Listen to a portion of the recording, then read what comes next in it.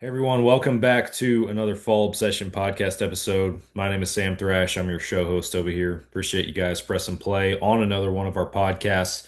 This week I'm joined by our staffer of the year, pro staffer from New York, Ryan Reading, and one of our other team members from West Virginia, Mike Petrosky. Two really great guys who got to share hunting camp with some other Fall Obsession team members in New York this year. And specifically, the story that we're going to talk about is Ryan's once in a lifetime buck that he was able to shoot with his bow on this trip up there. Ryan specifically asked for Mike to join him on this show because Mike was one of the few guys that was there for the actual recovery of this animal, which was just an absolute awesome moment for Ryan. The whole experience, the whole story, you can't make it up, man. It was meant to be. It's an incredible story. And I love sharing these on Fall Obsession podcast, talking about some big deer and some amazing memories in hunt camp. We're going to get things rolling as quickly as we can. Before we start, though, want to hit a few housekeeping items real quick. First and foremost, the show is brought to you guys in partnership with Hoot Camo. There will be a discount code for you guys later on in the episode, so please stay tuned for that. Make sure that you are subscribed to the show, whatever platform you are used to listening to podcasts on. That's where we are. That's where you can find the show. Make sure you hit that follow or subscribe button, whatever they have up there for you guys. That way, you know every time that we drop a new podcast. Just a friendly reminder for the fall of 2025 hunting season, we are doing every other week for our publication schedule. Normally, we drop a new episode every week, but during hunting season, we're dropping back to every other week, twice a month. So just be prepared for that. Make sure you guys are subscribed to the YouTube channel. The podcast videos can be found on the YouTube channel as well as our live shows. Sometimes we do live podcasts, and this was one of them. So some of you guys may have already been tuning into this in a live capacity earlier on in the year. So make sure you subscribe to the YouTube. We also have shows, films, gear reviews, educational videos, all that kind of stuff is on that YouTube channel. You don't want to miss it. Social media, wherever you are active on, Facebook, Instagram, TikTok, Fall Obsession is there too. Make sure you follow along for daily hunting and outdoor content from our creators across the country. And if you guys have not heard of Carbon TV, you need to go check it out. Carbon TV is like a free streaming service for hunters and outdoorsmen. You will find hundreds of different hunting shows, podcasts, films, educational stuff on the Carbon platform from hundreds of different producers and creators across the country. Some great shows and productions on there, as well as four different shows that Fall Obsession produces over here. This podcast, our staff inspired video podcast series called Couch Chats, is on Carbon TV, as well as our two different hunting shows titled Texas Dirt and Midwest Mindset. Guys, go check out Carbon TV and start streaming today. And with that, we're going to get this conversation started with Mike and Ryan. Hope you guys enjoy. You are listening to another Fall Obsession podcast. The power lies within that middle ground. Hunting transformed my life. I think you have to be built somewhat different. That Dale Brisby's a super puncher. It's Hey, even we need to get Pop-Tarts on the next Walmart order. I'm serious. Because to come into this country and stay dedicated to that, it was pretty awesome. If it's only for one, then you've done your job. We have to do what's right for the wildlife, and that's our responsibility as hunters. Fall Obsession Podcast. What is up, everybody? Welcome back to another Fall Obsession podcast episode. My name is Sam Thrash, hosting you guys. Got two of our Fall Obsession team members joining me here today. Ryan Reading from New York, staffer of the year. He's on the show with us. And then Mike Petrosky. Welcome back to the podcast, man. Happy to have you guys. Yeah, good to be here, buddy. Appreciate it. Absolutely. Got a big hunt that we want to recap, and I always enjoy doing this with our staffers as hunting season kind of it's not winding down yet. There's still plenty of season left, it seems. It'll be over before we know it, though. But definitely as we move through the season into the off season, definitely enjoy recapping some of these hunts and experiences. And man, I'm gonna shut up and let y'all talk about it because Ryan, it might be appropriate just kind of set the stage for our viewers as far as what you had going on up there in New York, the caliber of deer you were eyeballing this year, and hit lister number one, and the efforts that you were putting in to try and make something happen on this deer. Yeah, long time coming, that's for sure. So annually, obviously, we hold the New York Hunt. We have some of the fall obsession team come up. Usually, we pick different people. Um, it's just a good time. Everybody gets to meet each other. We have a good time, and that's just what it is. So, um, getting right into it, I kind of the deer that we're talking about, obviously, the large buck, the Big 12 that I was able to take this year. Um, I had watched him. It was 2 years total. He had showed up last year. I was able to take a good buck last year. Older buck, 8 years old. We called him Floppy. And I believe the genetics were kind of the same. It may even be, his lineage, his father, or something like that. But that deer was just about 8 years old. And we have our trail cams. I run a lot of tacticams. I mean, that's my gig. I've learned a lot. It's just it's become my tool. It's not my go-to and it's not the answer for everything, but it's just a tool in my bag that I can use. And I preach to people like I did it to the guys actually why they were here. I'm telling people how you set up on these deer, right? And when you learn their whole cycle, their whole movement, their whole circle from A to B all the way back around, bedding, food, wherever they're going, and they're making their complete circles. If you have the cameras along that corridor, the whole corridor, um, it's easier to predict when they're gonna show up. So it's kind of like I'm not just sitting one of 15 stands for no reason. Um, so using the cameras, it's easier to predict when they're going to show up. For example, if he goes past camera 1, 2, and 3, and his standard cycle is to go 4, 5, and 9, that 4, 5, and 9 are his next moves or his next option. Yeah. But yeah, so it's just it was a long time coming. It's 2 years in the making, and I honestly didn't think I was going to get this deer.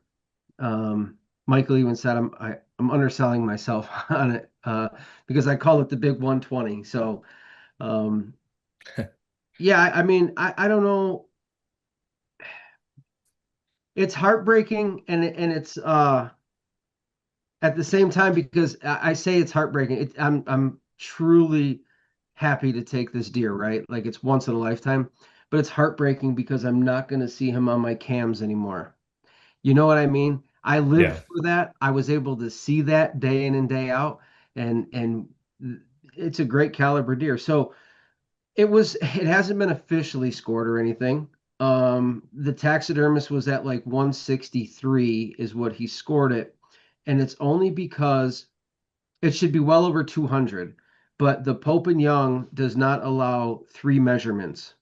It's like the spread, the points, and I think the largest spread, something like that. I don't know, it's outside or whatever that you would normally do, but that's what he was explaining to me. So it should be well in the 200s. But I mean, I didn't do it for the book. It's not like I mean, that's a great bonus, but Hmm.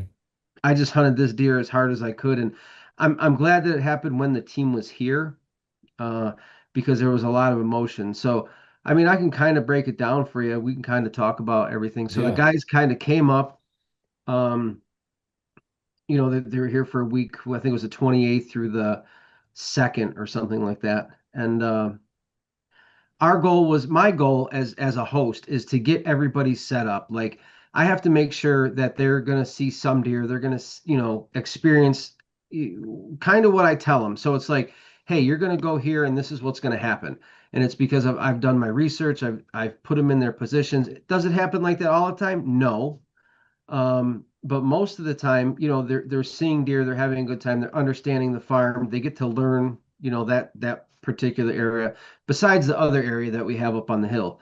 Um, and that as a host, I feel like I'm a host because I'm an advocate for them. So it's like, here, you do what you want to do, you pick these stands, and a lot of times they're asking me, hey, where do I go?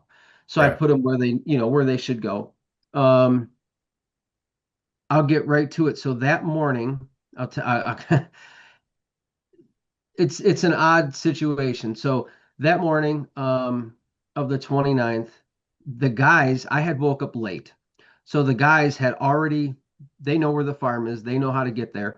And they were already there. So it was like 6 o'clock, and I think they were arriving, and I was like just leaving my house. I was like, I overslept. My alarm didn't go off. There was an issue. They're like, hey, we're already here. Like, we're not waiting on you, buddy. Like, We're gonna go deer hunting. yeah, we're Yeah. not, we didn't drive all the way up here to just wait for you. I'm like, listen, you know where the sets are. Go ahead. We talked about this the night before where everybody was gonna sit and, so they're like, yeah, they're gung ho. They're like already strapping in, ready to go. And I said, I'm going to be about like 25 minutes before I get there. Okay. So I get there. Well, before that, I'm halfway there. And a buddy of mine that hunts with me on the farm lease, his name is Steve.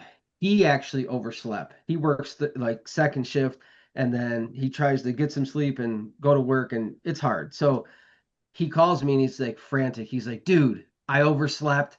My alarm didn't even go off. Like my wife woke me up, and he's like, hey, I'm just gonna go to an area we call the five. He's like, I'm gonna just go to the five. This is a 5 acre section that's kind of thick. It's a little thick area, but it's more like a bedding region that they cut through, and it's just on the backside of the farm that we have permission on. It's a nice little area in there. Um, but I was like, that's where I was gonna go. That was my MO for that day. That was like, I'm gonna go sit there because there's a big eight that I was uh also following. I'm like, well, I mean, I would take either one of them. I don't have, any qualms. I'm just like, hey. So I was like, me being me, I said, okay, Steve, go ahead. Just I know you're gonna be late. I don't want you to mess the rest of the guys up. Go ahead, you take that set, go over to the five. Uh, and that's just what it was. I hung up the phone and I told these guys, I said, something weird really happened at that point right then. I don't know if people really believe in like what I would say premonitions or anything like that, but I lost my father, and he was my hunting partner forever. So as soon as I hung up that phone, I heard my father. It like in your head, or I don't know what you want to call it, but there's some divine spiritual uh something there. I don't know how to explain that. Okay. So I heard him tell me, go there. And and what he was referencing is this stand location. And like I seen the stand in my head. Like, so when he said go there, I was able to see that, like where he was talking about. And I like froze for a second. Like I'm driving and I'm like, wait a minute, like go there. Why would I go there? Like I'm even asking myself, I'm answering my own questions at that point. I'm like, why Right. am I gonna go there? Like, what are you talking about? I was like, I haven't had that deer on camera there all year. I haven't really had any good deer there. I was just, I'm like, I don't understand this. But something at that point just said go there when that took place. So I pull up, they're ready to head down the trail, or some of them are already in their spots. And I said, all right, well, I'm going to go to the set, it's actually right along the I-90 expressway. I mean, the stand itself is literally 60 yards off of the expressway, off of the throughway. I was wondering because in some like Anthony did some live feeds from out in the field, and I could see cars like in a couple times like through the trees, and I was like, man, they're pretty close to a road right there. That's crazy. So So what it is, it's kind of boxed in. So I have like we have like Route 5 along the lake, and then the other side of the farm is the I-90 expressway, and it's kind of like a funnel. The whole farm is kind of like a funnel. I'll explain it real quick. So I don't want to tell you the crossroad. Okay, I'm not no, going to say you're that yet. good. We don't need secrets, so Yeah. we're So okay. so there's a crossroad here, and the gentleman that owns the farm on the other side of the road, his name is Patterson, and he has 180 over there acres, and he doesn't allow anybody to hunt over there because years ago somebody shot his barn or something with a gun, and he doesn't allow it. So that's become like a sanctuary. So what happens is they're kind of funneled between the two highways, and we have the whole farm. So as they move east and west, or whatever they're going to do, they kind of come through our farm, and that's just what it is. So that's a sanctuary over there. Ours is we run it as pristine as possible, as clean as possible, except when the guys come down, they're going to get pressured and it just happens. But and then beyond us, there's another 300 acres that a gentleman from Northeast Pennsylvania owns. But he's just one guy for 300 acres. So it doesn't really affect or put a dent on anything. So the whole area gives the deer a chance to be high caliber. You'll get Hmm. 2, 3, 4, 5 different deer showing up that are really good. You know what I mean? Um, so anyway, enough about that. So that morning, like I said, I'm going to the stand. I actually ride an e-bike, so like it's easier for me to get in, get out. I get to the far sections. It makes it easier to hunt, to carry all your gear and everything. Some of the other stand locations are closer and you don't have to, but so I ride the e-bike. I get up around the corn section, and that particular stand, like I said, is about 60 yards right off of the expressway. So I park the e-bike by the corn. I walk probably the 180 yards, maybe 200 yards down to that stand, whatever it is. Hey guys, sorry to cut y'all off from the conversation. We'll get back to it in just a second. But first, I want to tell you guys about Hoot Camo. Hoot Camo is one of the best camouflage brands out there for the blue collar hunter. The prices, you can't beat them. The patterns are extremely versatile. They work in so many different environments. I have worn Hoot Camo hunting whitetails, hogs, and turkeys down here in the hardwoods, the mesquites, the scrub brush of Texas. I've worn it in the flatland plains of eastern Colorado hunting mule deer. I've even worn it in the mountains of central Idaho hunting elk. It works in so many different places. It is extremely high quality gear, extremely warm, holds up well against the elements. You cannot beat it. Go to hootcamo.com, use the code FallObsession15 on your next order, no matter how big or small it is, and check out everything that Hoot Camo has on there for you guys. I get up in the stand, uh, not really expecting much, right? So daylight is starting to approach. So I'm sitting there and I actually get a text. I get the text and I pull my phone out, and it's my buddy Steve, and he's like, "Hey, I can't find the stand." So like 2 weeks prior, I had to move the tree stand that was there like 30 yards to the right from where it was. And he ultimately wasn't able to find it in the dark. So he got like clustered. He was like, "Oh my God, forget it, whatever." And he's like, "I'm out of here. I'm leaving." And I was like, "Oh my God." So I got frustrated and I'm like, "Man, that's where I was gonna sit. Like Yeah, I could have gone there. I could have gone there. Like you're there, you didn't even go. Now you're not hunting today." He's like, "I'm just gonna go into work early. I need the overtime anyway." I was like, all right, but like I was distraught because I really wanted to sit there. So that's what I mean by these interventions, by things happening um that don't make sense. Like he went there, couldn't find it, then he didn't hunt, but I was already in the stand, so I couldn't go there. It was like these things, and then my dad telling me in this whole 9 yards. So then a couple of the guys are texting. I think it's like around 8 o'clock, and I had a few deer that moved into the area, just a couple small ones, a couple small does, a spike, and I know there was like a 4 point. And I was at the time, I'm like texting them, like I think somebody said they seen a small buck, or eight, maybe Anthony's seen a 4 point or something. I don't know. Um, and we were just chatting back and forth, and I'm like, man, I got like these 4 or 5 deer. Like I didn't even say that to them, but I was how do I say it? I was baffled because I was like, why are they hanging out here? They were just Hmm. hanging out. Like it was this nonchalant thing. And I'm like, well, there's no food here. Like the corn is over there, and if their bedding is that way or behind me in another direction, and I'm like, why are they just hanging out here in the open? Something didn't make sense. So I think they knew that the other deer were behind them, and it was like this whole conglomerate, right? So uh, it's around 8:30, and I actually just put the phone like back in my pocket, kind of, and I looked ahead of me, and I looked down the trail, and I was like, "Whoa, that's a doe coming!" But she's coming at me with like a little bit of vigor. You know what I mean? That Yeah. vinegar, she was just trotting. So I flipped my seat up real quick, and I kind of grabbed the bow, and one thing I got to fix next year is my bow hanger because it's on this side and it shouldn't be. because that Yeah. affected my shot, but I wasn't able to get it in the other tree. So anyway, I get up and I grab the bow, and at this time she's coming like really close to me. And there's a little embankment she walks up like right in front of me.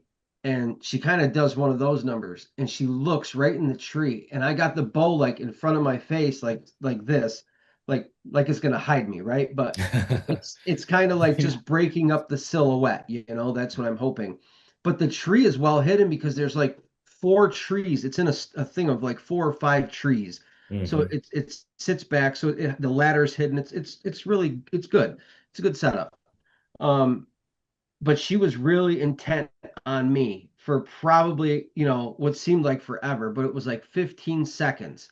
And I'm just standing there. I'm like, don't blow. And all I can, don't blow, don't blow. But at the same time, the big guy's coming down the trail behind her. So all I'm seeing is tines come down the trail. Like he's coming, and this is what I see coming down the trail. And she's intently like right on me. And I'm like, if she does something, he's doing it. So if she runs back, he's running back. So I'm like, don't breathe. I'm not, I have so much going on in my mind at that time. I'm like, this is going to happen. You know what I'm saying? So that's when Hmm. my modes kind of switched and everything got serious. And the one thing that saved me is right about then, he's probably 10 yards from her, 30 yards from me, straight on. All these deer like kind of bust out of everywhere. Like there was like four that came from this side and like another four that came out of the woods from my left side. There was like two bucks over here with another doe, and they were running around chasing, and they're steaming from the mouths because it's cold that morning, and you could see all this craziness happen. And then as one of the 8 points, he was a decent 8 point too. He would be a shooter. I would probably shoot him if this buck wasn't there. He comes in and he must have there was like a branch or something, and he must have busted right through it because all I heard was snap. It was really, really loud. And as that happened, the doe, actually, the buck kind of veered that way, like was going to stop the 8 point from coming toward her. Like I thought they were going to fight, but no, not with him.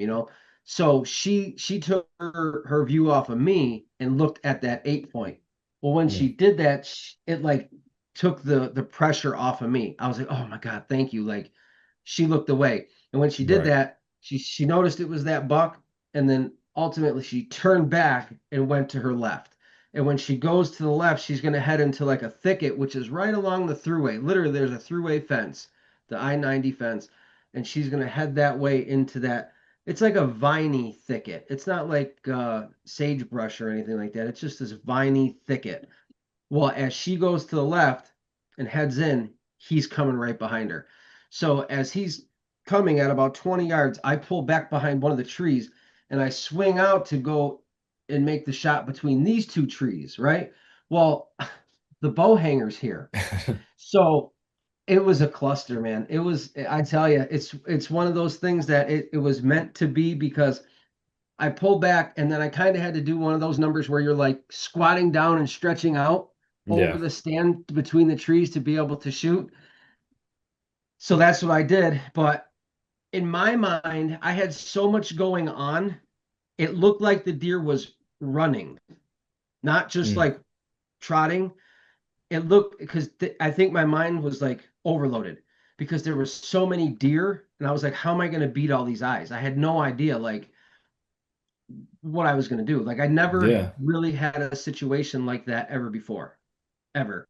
So I lean out, I shoot, I make the shot, whack, um, hits the deer, and I see him take off. But I'm like, oh man, that's like a liver shot. I was like, man, I got him back a little bit. Like that's all I could think in my head.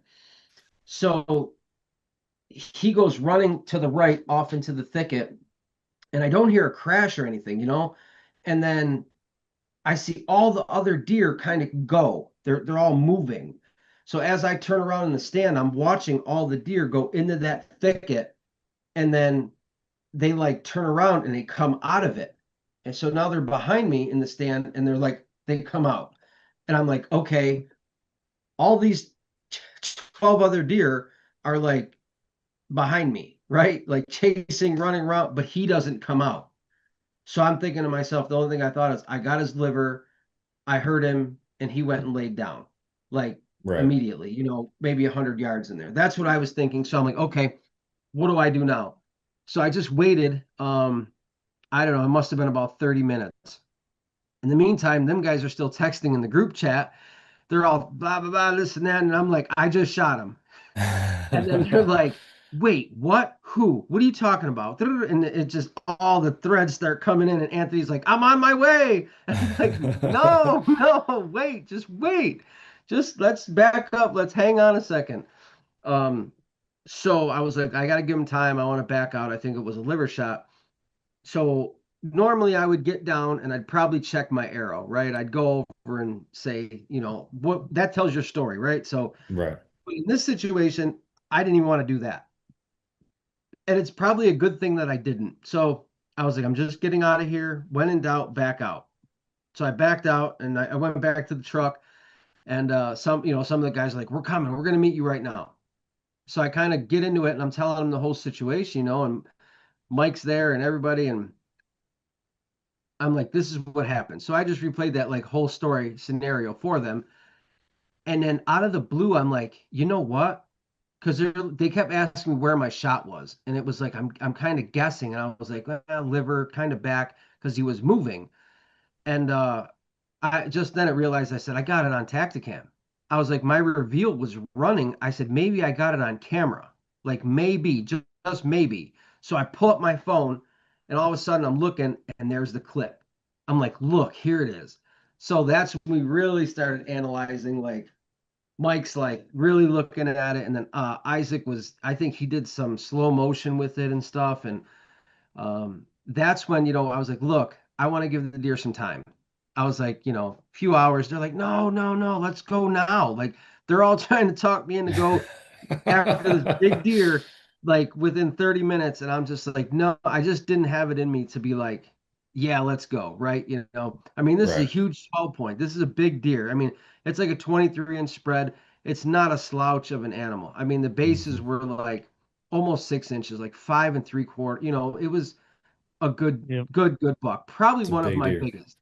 Yeah, Yep. right, It, right. it was hard to see on the video. Whenever we looked at it, it looked like he got a double lung, and then you didn't see the arrow come out. So we thought it hit the off shoulder, and everyone's like, oh, we got to go get it. It's dead. Well, then when Isaac slowed it down, it ended up being like you could see it exited, but it was like right in front of the back leg, kind of like Mhm. liver, but back, you know what I mean? So then that's when we were like, okay, we'll go back to the thing, eat lunch, wait 6, 7 hours, and then so if it wasn't for the slow motion, we would have went in there and maybe busted it out, which it wouldn't have mattered anyway, because I mean Ryan will get to that, but so yeah, it was crazy being able to see that on the camera. You know what I mean? It Yeah, was that a no, big that's help a for sure. that's a crazy clip to just have Yeah. at the right time and everything Yep. on the reveal. And Yep. I don't know if you've been paying attention to the comment section because you sent us the video, Ryan, and we put it on our social media pages, that clip. And I think on Facebook it's gotten over 350,000 views or something at this point. And it's funny to watch people in the comment section like, oh, complete miss, man. Dude gut shot him, or like Yep. all of the keyboard warriors are coming out with their Yep. educated opinions on He'll where be on your where he shot camera this this deer. afternoon. Yeah. Yeah, but the funny thing is like there's a couple people on there that did what Isaac did, and they for the freaking comment section on a random Facebook post is all the relevance it is to them, right? But they slow it down in slow motion and they're showing the rest of the people in there. It's comical. It's Yeah. just some of It's these Facebook definitely comments. it's definitely entertaining, and so when we shared it, ours ended up getting over like 1.3 million. Yeah, I I think it remember you was saying that. That's for New crazy. York, New York outdoor antler outdoors. Yeah, so that was crazy. Just to have that clip. And we did analyze it, and what got me is it was weird. I was at an 18-foot angle, and somehow the arrow, another divine intervention. There's all these things, is what I'm saying. Yeah. It comes down, but like it's like you shot from a ground blind. Like it petered out and went straight through. It didn't go down like it should have just, it just went in, it caught and went straight through. I was like, whatever. But then you're able to see where it comes out. There was a lot of blood. Like I had never seen that really before on an exit. So I was kind of baffled. I'm like, man, what do I do? Is that just liver? And we, like he said, we went back, had lunch. We discussed it with probably 50 people. Everybody's calling everybody, trying to get everybody's opinion on what to do, where to go, how to do it. Yeah. So when we're ready, I'm like, all right, let's go back. And I think it was around 2 o'clock or something, 2:30 that afternoon, maybe 2 o'clock. So we kind of geared up. We had a plan. I was like, look, there's another section like 250 yards down with another stand next to some grapes. I said, Isaac, why don't you go over there, just post up, because if he's laying in that thicket and he's not dead and he happens to jump up and run, we'll have eyes over there at least to say he went that way, or he curved right, or he went left, or kind of like a point man. So we did that. Anthony and Mike and myself all went to the stand location. So they start videoing, and Anthony's being himself, crazy Anthony, rolling and having a good time. We get to the arrow, and that's when it became real for me, because if I had checked it before I left, I probably wouldn't have waited so long, because it was coated. It was almost tip to tip, just blood. And I was just like, wow, but it was weird. I had never really seen that color before. It wasn't Liver like is like, a meat hit. It was like a weird. It wasn't lung where it'd be like pink and bubbly. It wasn't like real dark red like it would be like a meat. It was just like a weird. I don't even know how to explain it. But there was a ton of blood. Yeah, it was like a mixture. It was definitely. It was like it was bright, but not crimson, and it was just I don't know, and it just had this. Anyway, it was cake down there, and I was like, well, that's a good sign, So I believe that I shoot a broadhead called the Hide by Evolution Outdoors, and I really like the accuracy with it. And I contribute the way, it's actually a hybrid, so it's a fixed and an expandable, and I do contribute some of my success to using that head because it's very sharp. It's I think it helped do its job. So anyway, we get to the arrow. Hey folks, if you guys are in the North Texas area like I am, then you need to go to Bear River Archery and Pro Shop in Van Alstyne, Texas. Justin and the guys up there have an incredible operation set up. They will take great care of you and all of your archery needs. They are the official bow shop in North Texas of Fall Obsession. I love going there, and I'm picky. If you guys know me, I am very selective on who I let work on my bow. I will let Justin work on my bow. They do great stuff. Check out Bear River Archery and let them know that Fall Obsession sent you. It's covered in blood, and we're like, well, let's track. So I put in the quiver. We start looking. Anthony and myself are kind of back. We're split up maybe 10 yards, and Mike's kind of like, I'm finding this deer. I could just see it in him. He's like, I'm going to be the first one. I'm putting my hands on it. And he's already, 25 yards ahead of us, up in the getting through. And I'm like, man, this guy. And for some reason, I kind of just swung out to the left a little bit more. And when I did, there's like an opening in the middle of the thicket. And I just looked, and I could see the antlers, and I could see the body. First thing I could blurt out was, there he is. Like, there it is. And they all look at me, and they're like looking up there. And I'm just like, if Mike would have went any farther, he probably would have stepped on him.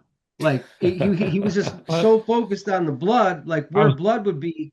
Yeah. Yeah. Trying to find blood, and I wasn't seeing any. So I'm like trying to look at everything, and I'm just head down like a dog, and then I wasn't seeing anything. And then all of a sudden he yells, and I'm like, I look up, and he's like 6 yards away. I'm like, holy cow, I'd have walked right over this thing, Yeah. Yeah. No, he's for sure.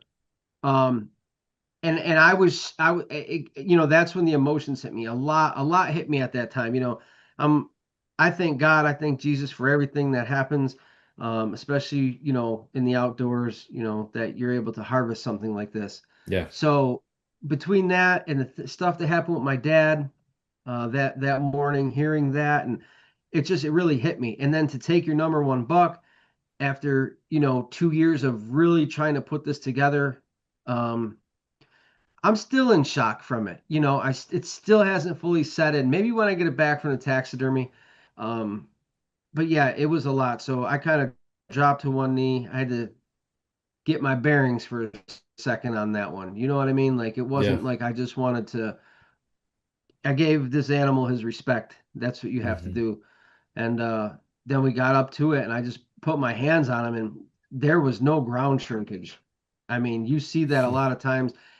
Honestly, I think he was bigger than he was on camera, uh, because you see the camera, and that's what we got to talking about with the guys. Like maybe I was desensitized to the caliber of the animal because Mike kept saying it's a giant, and I grab the deer, I literally and I pull it back, and it's wider than I am, and it doesn't really sink in like how big of an animal Yeah. this is. So like, I think I was just desensitized because I was so on him, so much like all the cameras, all the footage it just became another deer to me. It wasn't like, you know what I mean?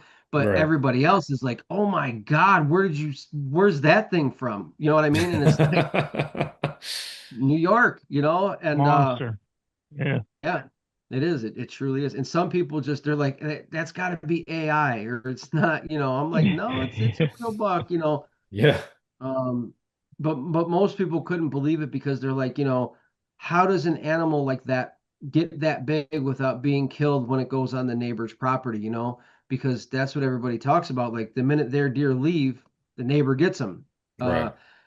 But in my area, it's kind of like a little sanctuary. Like our 150, the 300, and the 180 across the road, you're over 500 acres plus cornfields and a ton of acorns that these deer have the ability to grow and to get big. I mean, you really have two guys on our 150, one guy on the 300, and none on the 180. So over 500 acres for these deer to grow, and that's really, I think, how they can become that caliber, that 5-year-old, that 6-year-old, that 8-year-old animal.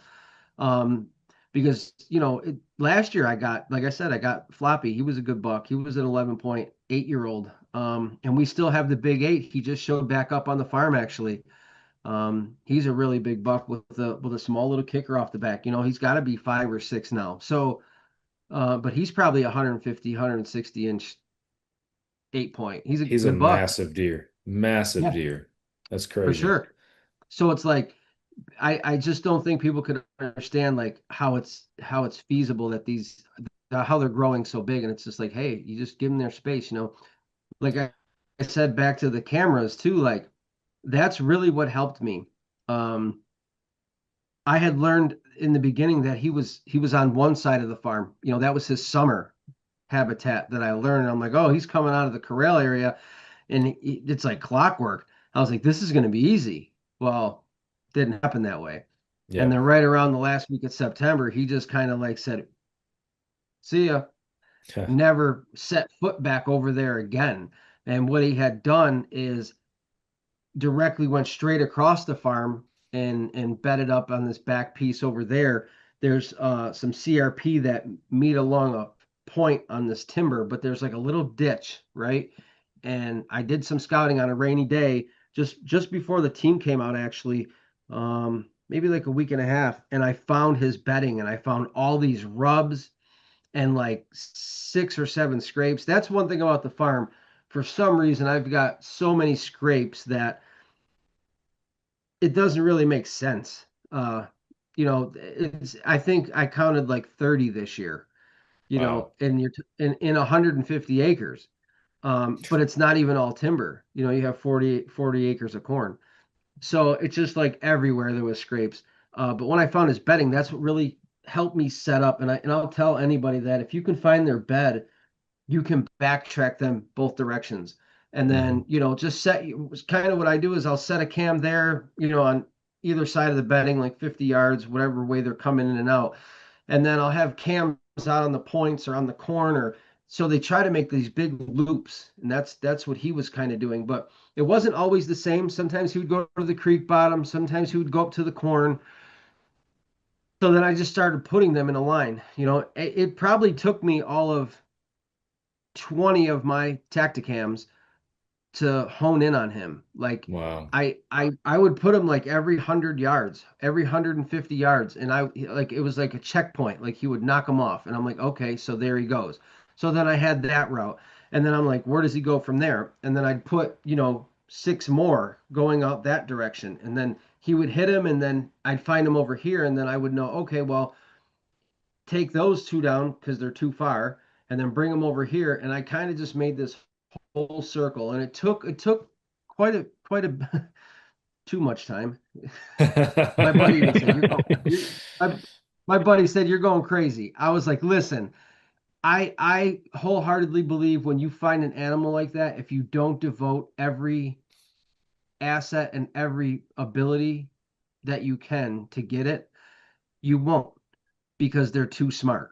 They're like using that trail. Now hindsight is 2020, right? I'm thinking to myself, that buck came down that trail. Why? I wasn't thinking this at the time, but the divine intervention obviously knew. They had cut the corn. So once the corn was cut, they couldn't access that side of the farm because the corn was gone. They would be in the open. So they had to Mhm. come to the back trail, or close to it to move east to west again. So me not even thinking that's after the fact. Um, but yeah, I mean, I'm excited. It was good. It's a huge buck. I mean, I've got a lot of compliments on it. Uh, it is by far my biggest. I do have some on the wall, but not like that guy. Like No, that's just that's a toad, man. he's a beast, Absolute, you know. absolute toad. And I'm glad Mike was there. I'm glad Anthony and Todd and everybody. It was just it was a good time. I'm more upset that they didn't get a deer. And Mike says to me, he's like, "Man, you're a different breed." And we got to talking. I'm like, what are you talking about, man? He's like, "You're different." He's like, "You didn't miss a beat." And I'm like, "Explain yourself. I'm not understanding." Well, he just shot his deer, and then we're as we're loading it up, he's on his phone and he's on the Tacticam, like you can do statistics and tag deer and stuff. He's like, "Oh, there's a buck tag. Oh, there's another buck on the other side tag." I'm like, "Dude, what are you doing?" He's like, "I can't." He's like, "I gotta keep going because if I stop now, I gotta have something for gun season. I gotta have something for next year." I gotta get my I'm fix, like, man. and I'm just looking at him like cross-eyed. I'm like, "You're nuts." I said, "This is why you got this deer because you put the time in and you're doing all this above and beyond more than anybody else, and then your hard work has paid off." So that's Oh, absolutely. Absolutely. yeah, That's 100% what it is. So yeah. I do want to get your perspective, Mike, not to backtrack or, be repetitive with the going through the story and everything, but I know a big part of Ryan uh wanting you on the show also was the fact that you were there for the recovery. Oh yeah, yep. So talk about your perspective from that a little bit. Well, when we first got there and I met Ryan in person, because we've talked on texting and through Zoom and everything, I said, because I just came off the high of shooting my deer in West Virginia. I tagged out. You remember that? And I told Yeah. him, I said, I'm here to put my hands on your buck. And he's just kind of looking at me. He's like, "I don't even know you." Like, so Weirdo. I'm like, I'm here to hold your deer. That's why I'm here. He's like, "Well, what about shooting your own deer?" And I'm like, "I don't care. I'm here for you."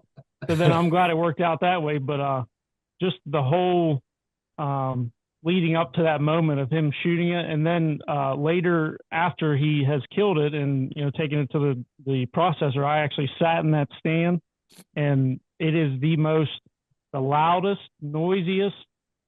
I don't even know how he could even hear the deer, you know what I mean, even sit there and hunt. Like there's no silence. You're hearing semi trucks whiz by and deer are fighting so bad they're throwing each other into the fence between the throughway and I'm just Well, like, to interrupt that, when I yeah, get back to the truck, I tell these guys, "Hey, I just shot this big buck, and there was like 12 or 15 deer with him." And they're all looking at me sideways, like, "Yeah, okay, buddy, you just shot a 190 or 200-inch deer, and there was 15 deer with him. Okay, yep, like, yep, okay, like you're nuts, buddy. Like something's yeah. wrong with you." So he actually goes, I think the next day and hunts, and then you can tell him kind of what happened. Yeah, well, I'm sitting there, and then like how he was saying, as you're facing that trail that comes down, his camera's to the right. two does bust out and a couple bucks behind it to my left. I'm trying to grunt and whatever. They don't want nothing to do with it. Then about 5 minutes later, three or four more come, and then there's 6 or 8 bucks in behind those two does. And like I said, they're over there just going nuts. I mean, weaving between trees, throwing each other into the fence. I mean, it was, and I was trying to video it, and I showed Ryan the video. He's like, this is hard to see what's going on. I said, I know, because there were so many deer. I'm just like this, like over here, over here, over here, over here. I was like, dude, I've never seen anything like that in my life. Like, right, like you'll see a buck and maybe 2 bucks and a doe, two of them chasing the same doe, whatever, but not 15 deer. I mean, it was just crazy. absurd. And I couldn't believe it. And he's texting me. I told him about it. And he's like, I told you. And I'm like, I'm shaking more now than I have any deer I've ever shot. I'm standing in that ladder stand, just the whole tree's shimmying. I'm like, it was crazy. It was an awesome experience. But to get back onto his deer, it was just, I mean, I don't know. We kept telling him to go get it and go get it. And like we talked about Ryan while we were there. I don't know why we kept, like, someone was telling me, like, pushing me to have to, like, he needs to go get it. He's got to get it. Well, that deer wasn't, I mean, it was stiff as a board when we got to it. It had to have been dead for at least 5 of the 6 hours. So he probably could have got down out of the stand and went and got it. But like he said, like that the higher power, like something was telling me, like, you need to go get that deer. It's dead. And he's like, well, how do you know? I'm like, I don't know, but this is what you need to do. And it's true. It's not funny. It wasn't just him. It was the whole team, and it was everybody they called. Like, I'm showing these people this shot on the deer, which is like liver back. And what we end up thinking is that it caught the artery in the back.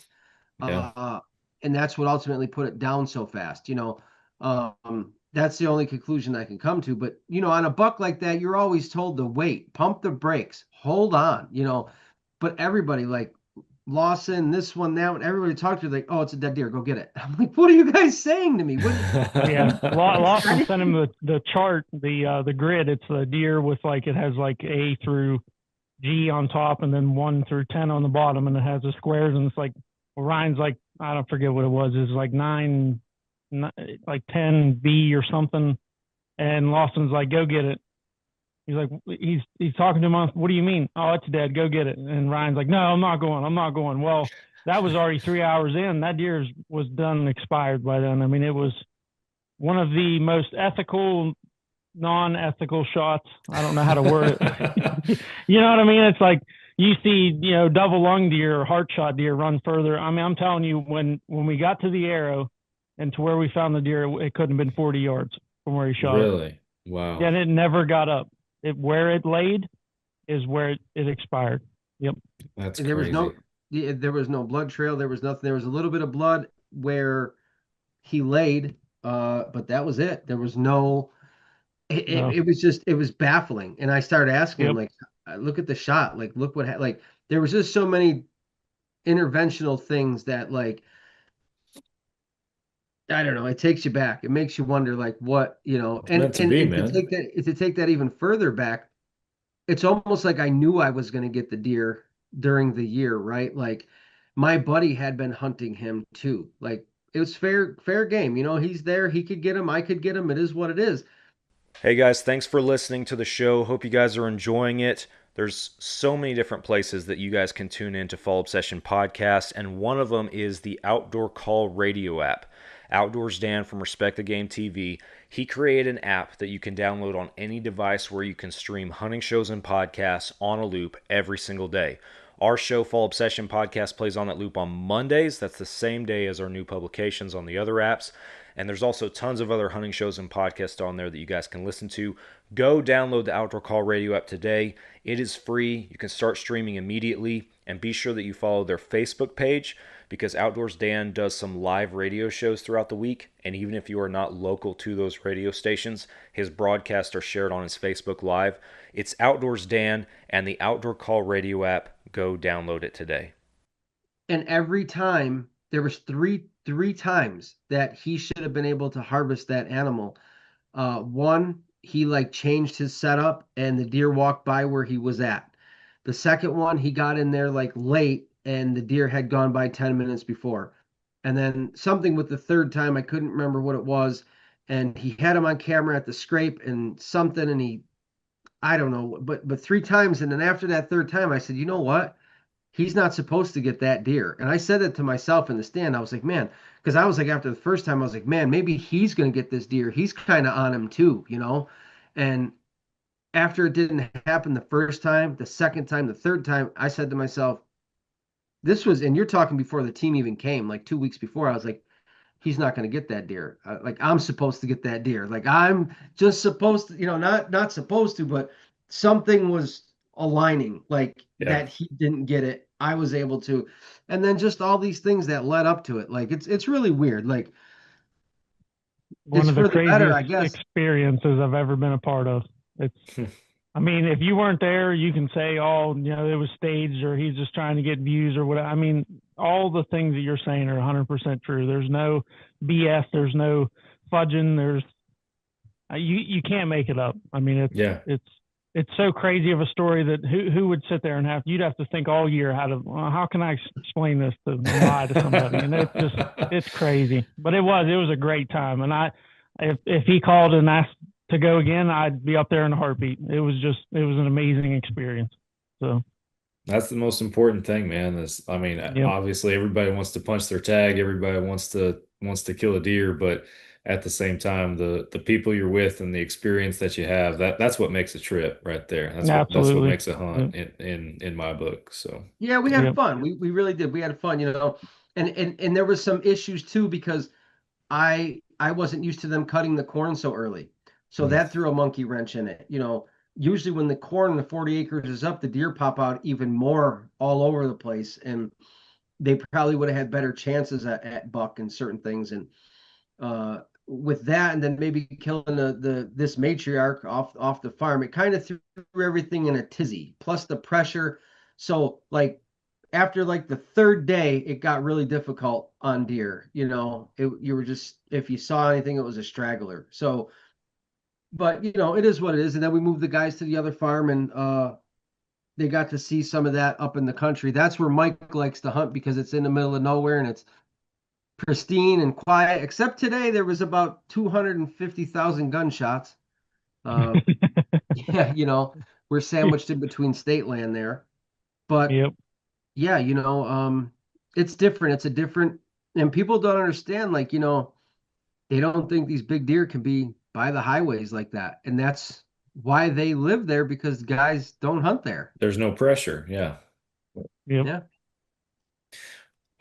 I'm gonna phone one in right here real quick, because we do these live shows and this is being recorded as a live show. And actually, in the chat section here, we got a question that popped up, and speaking more in general terms, I guess here, I'm trying to understand the context. Maybe y'all can help me. It says, "What are y'all's thoughts about letting it sit if it's a bad shot and the deer going to bed and packing off the wound?" So the way I understand that is they're asking about a bad shot, and I guess it clots off when the deer beds down. Yeah, like maybe the guts will go into the wound and try to close it up. Yeah. I don't know. It's every deer's different. A lot of them have more will to live than others, I guess you could say. They're tough animals, man, they all are. the way around. It's crazy. So, but like with Ryan's shot, like if that was me and all the other powers weren't saying go get it, I would have left it till the next day and the deer would have been ruined. But since we kept pushing him, you know what I mean? Usually it's like 7 hours minimum for anything other than like a lung or, heart shot, something like that. It just all depends, really. It's specific to that deer, where you shoot it. It's kind of hard to say, is it going to bed up and clot up, or if you jump it and you're tracking it, will it unclog and bleed? You know what I mean? It's kind of hard to. I think it all depends on, like, we kind of seen where the hit was. We were lucky to have the camera too, like the footage, and we were able to see all the blood come out on the exit. So like if it's a gut shot, they're going to lay down. It's going to take 12, 24. Can it clot up in certain circumstances? Yes. I mean, it's all depending on the hit. Like even one lungs, they heal them up. They get healed. It's just It all Yep. depends. Every deer and buck especially, Yep. they're tough. Like they're, Hmm. And then you if know, they're in the rut and they got all that, their blood's moving and everything's all, and then it's They're hard all for them to amped, get yeah. calmed down. Yep, yep. And then like your broadhead size, fixed blade, mechanical, that all plays a factor into the size of the hole, what it does when it's inside. If you know what I mean, if you hit a rib, you hit a whatever. So it's all different, situational, I could say. I would agree with that for sure. Yep. Well, man, an awesome deer for sure. And one I know you say it's not about the record books, but one for the record books. So that's pretty cool as well. But congrats, man. I'm happy for you. And that's as this whole episode so far has led into it. That's a lot of hard work that paid off right there. So you were talking, I don't remember if it was at the beginning or if it was before we started recording, but you were talking about how I was like, man, it's almost bittersweet because now he's not on my cameras anymore, and now I don't get to watch him or plan for it anymore, and it's like, man, that feeling will pass pretty soon because eventually you'll have another big one show up, and all it's starting over from square one again, then, man. I Another one really will hope so, but fit it your it is fancy. bittersweet. It really is. Like he's not on the cams, it's not that addictive thing, not that outsmarting thing, Yeah, I mean, they'll show up, but I don't know a caliber like that. That's hard to beat, man. Oh When yeah, you're breaking 200, that's hard in New York. That's not, I mean, it's a that's big hard deer. anywhere. Yeah, Yeah. that's a big deer. Well, before we run out of time for the podcast, I wanted to give you, switching gears just a little bit, I wanted to give you a chance to talk about some of your other endeavors and everything, because you had mentioned wanting to share that with some folks. Because you've also, while you've been hunting big deer up there in New York and spending all your time on your Reveal Cell Cam app, you've been working on developing a product for bow hunters as well. So you want to talk a little bit about what you got going on? Oh yeah. So the company's Rytac. That's our company. Rytac Hunt Systems. RytacHunt.com is the website. And it was for situations just like that. Yeah. A bad hit, you didn't know where it went, maybe a lost blood trail, something along those lines. And it happened to me before. I lost a really big buck years back. My old man lost one. And it got to the point where, like, no matter what we do, you could spend all the money on plots and arrows and blinds and clothing and cameras. And even if you get that shot, you're not guaranteed the animal. You're on your hands and knees, you're going through the brush, you're trying to find it, and then it just you lose blood. It's just you can't find it, and that's what happens. So I said no more. Like the last 2 years I've tossed it around. We've been fighting on the best way to do this, and we ended up coming out with a collar system.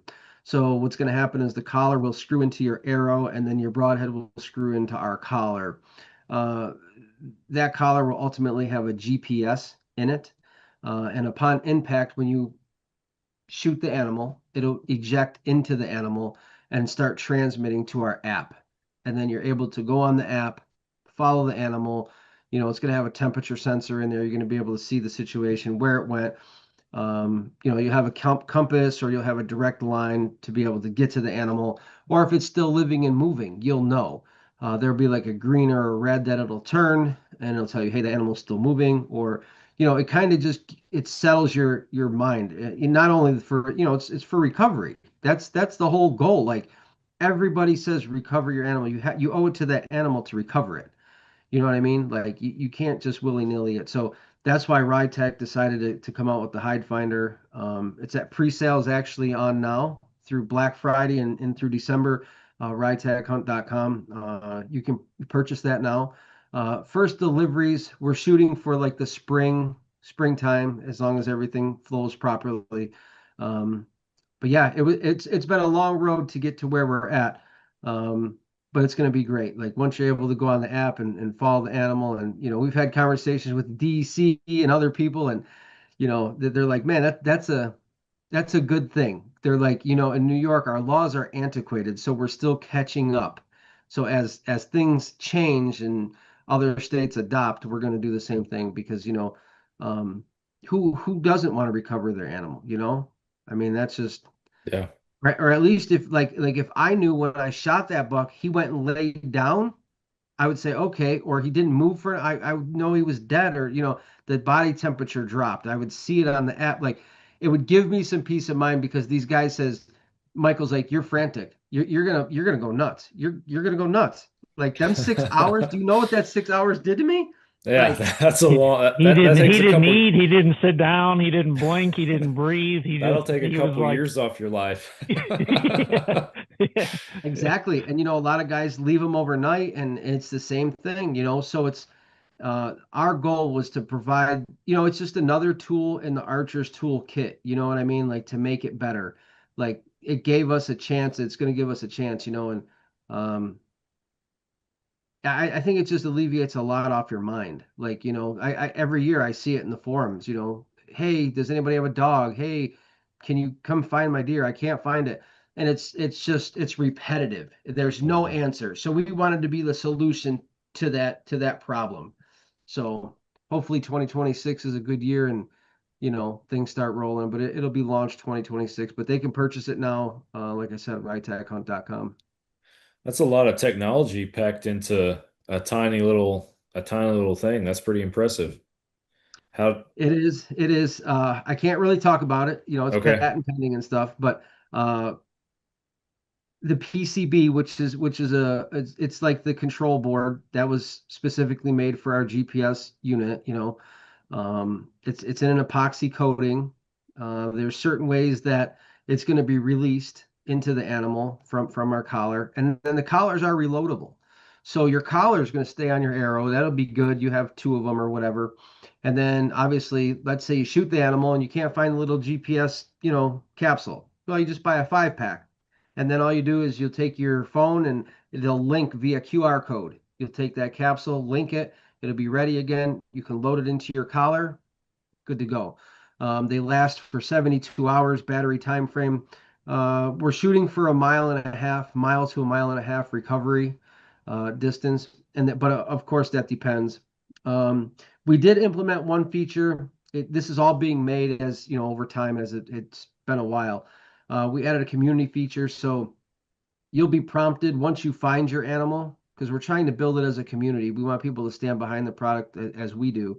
You'll be prompted to say, hey, there's my animal, deer, bear, hog, whatever, take a picture, share it. We're going to have a social feed built right into the app, things like that. We're trying to, you know, bring the hunters together too. So Yeah. it is a lot of technology. It is. We've got a great team. Unfortunately, and not unfortunately, I shouldn't say that. It's being built overseas.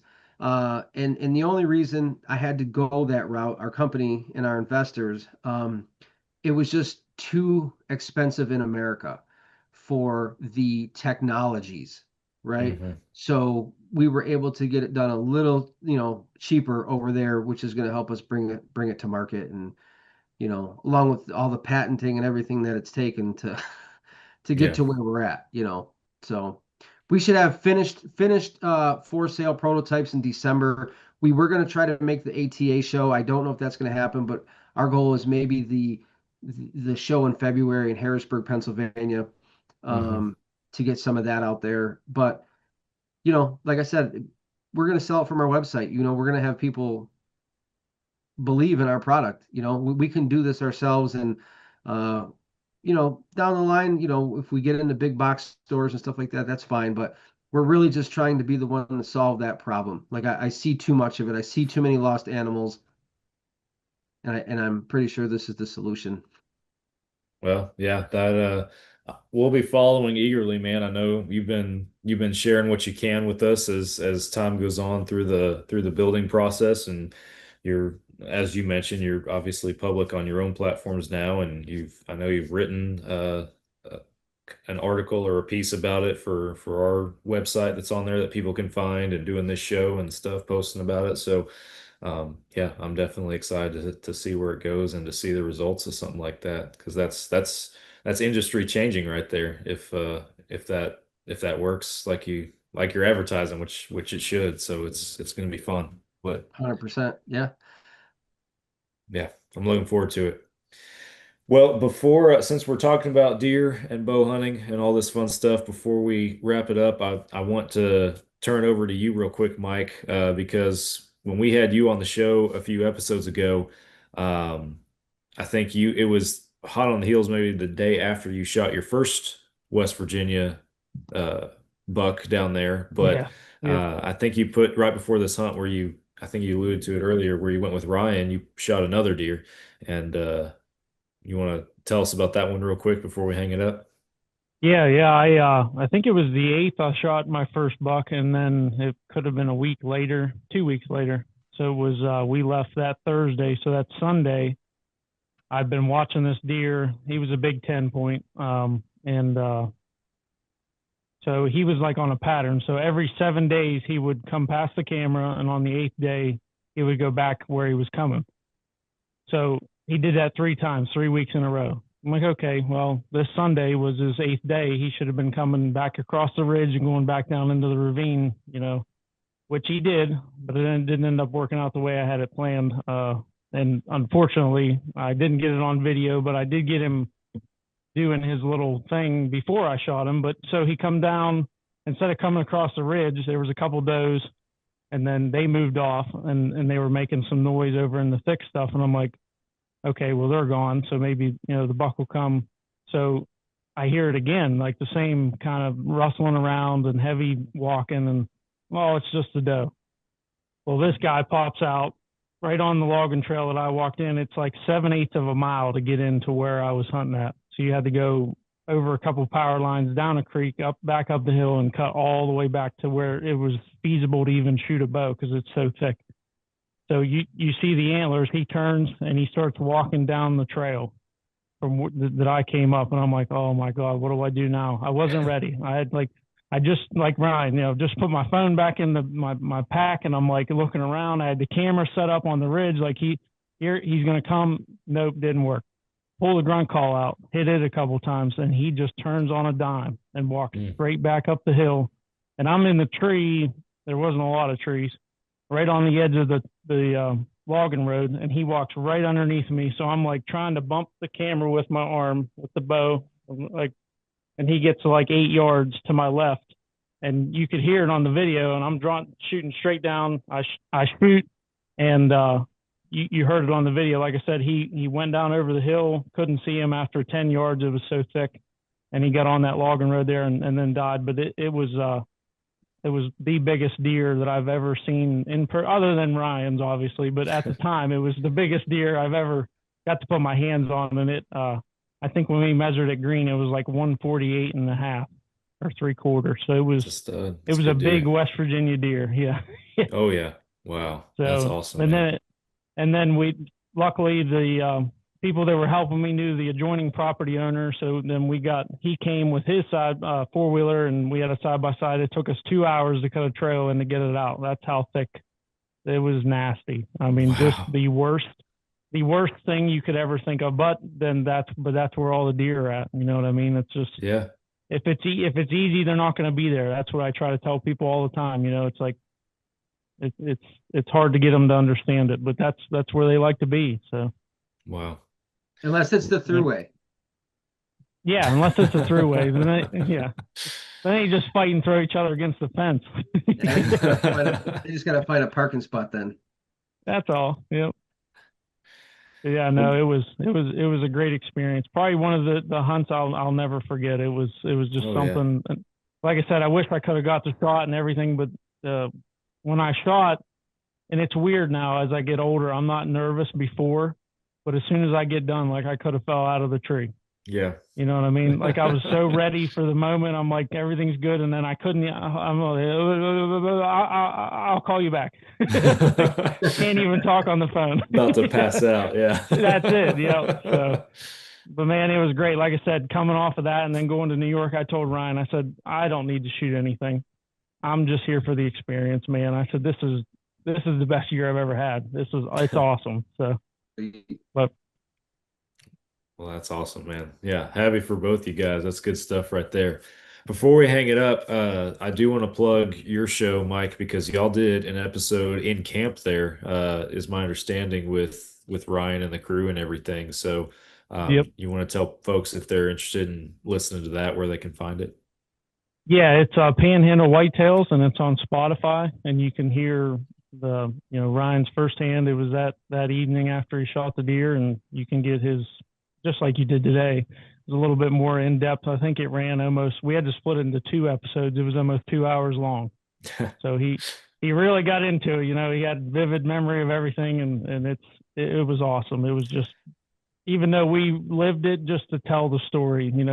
Every time I hear it, I'm just, it blows me away. So no, that's the way to do it, man. Recording a show like that after a hunt like that in camp. Like, sometimes it feels repetitive in the moment, but I mean, man, you're gonna have that the rest of your life to go back and relive the emotion that you felt, right after killing a deer like that. And that's the cool part. I feel it. Trust me. I know.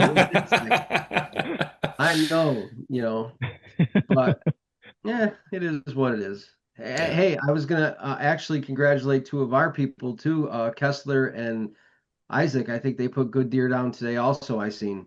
Yes, I did see something about that. I think I, I know I commented on Cass. I think I saw Isaac's very briefly before I got pulled away to something else. But yeah, it's that time, man. Deer hitting the ground, and it's been a good year so far for our Fall Obsession team. Proud of it. Yeah, it's good stuff. absolutely. For sure. 100%. Well, gentlemen, thank you all. We'll wrap up the show. Appreciate y'all coming on the podcast and taking some time out of your Saturday evening to recap an awesome experience. Appreciate it. Absolutely. Thanks.